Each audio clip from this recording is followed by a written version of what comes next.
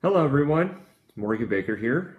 I'm here today to present a pre-reading activity for my scaffolding content for comprehension lesson plan, EDSU 532, Spring 2015, Week 7, Session 2. The reason I am starting this, the reason I'm not getting into the lesson plan right away is because I'm actually going to introduce something first off. The pre-reading activity that I designed is not does not exist in the book. I took a reading activity from our textbook, Content Area Literacy, and I modified it. The activity that I found was a directed reading thinking activity.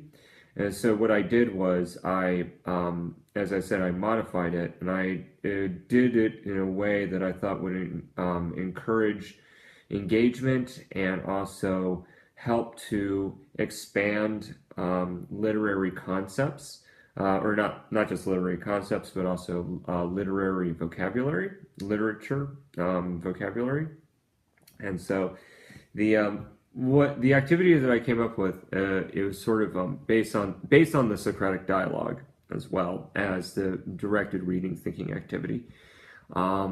Essentially, it starts at the beginning of every semester or quarter.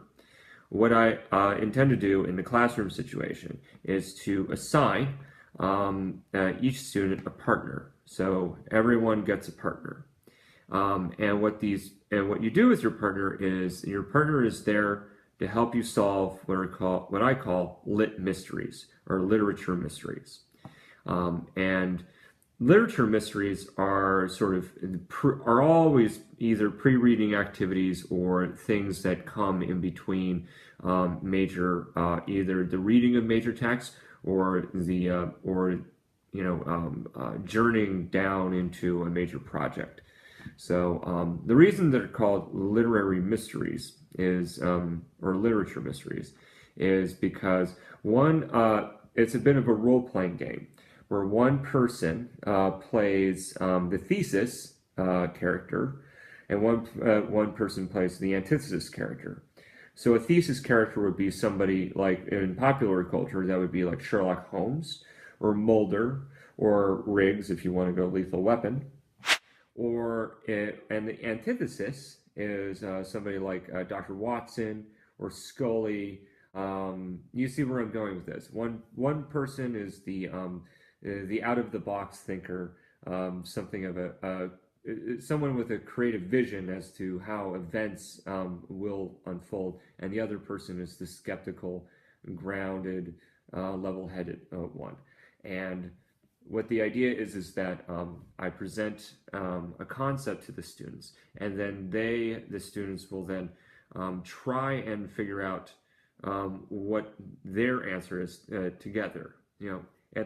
Thesis, antithesis, together to form a synthesis. And so that's the idea that I have in mind for this pre-reading activity for the book that I've planned on teaching.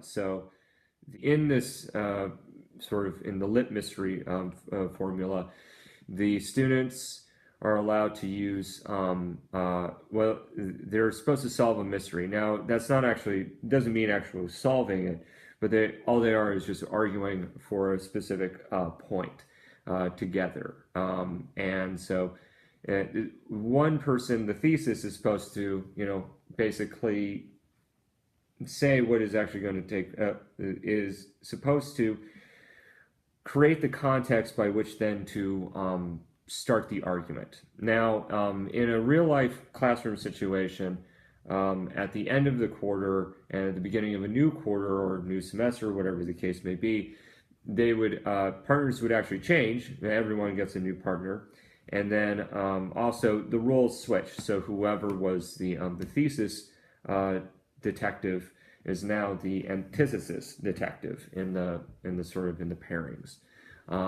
It's supposed to be it's also called a mystery because they're supposed to be doing outside work using either other academic texts that are outside of the outside of the spectrum of what's being read. They can also use other forms of digital media and popular culture as well. Videos, comic books, video games, that's totally acceptable, as well as personal anecdotes. If they somehow have a personal connection to the lit mystery in some form or fashion, then they can also use that as evidence to support the argument that they're making. And I think that it'll work. I don't know. It's a theory. But I think it'll be interesting. At least once we get into the classroom itself, it'll be worth to see how it goes and maybe modify from there. But today, what I'm going to be doing is I'm going to be presenting a lit mystery for a new book. And that's where we're going to start from there. I'm going to begin the lesson now. The TPE that is achieved in this demonstration is TPE 9, instructional planning. They sequence instruction as so the content to be taught connects to preceding and subsequent content, and then Common Core language standards, grades 9 through 10, category 4. Determine or clarify the meaning of unknown or multiple meaning words and phrases based on grades 9 through 10 reading and content, choosing flexibly from a range of strategies. Okay. And with that, I'm going to take a little pause and then I'm going to start the lesson.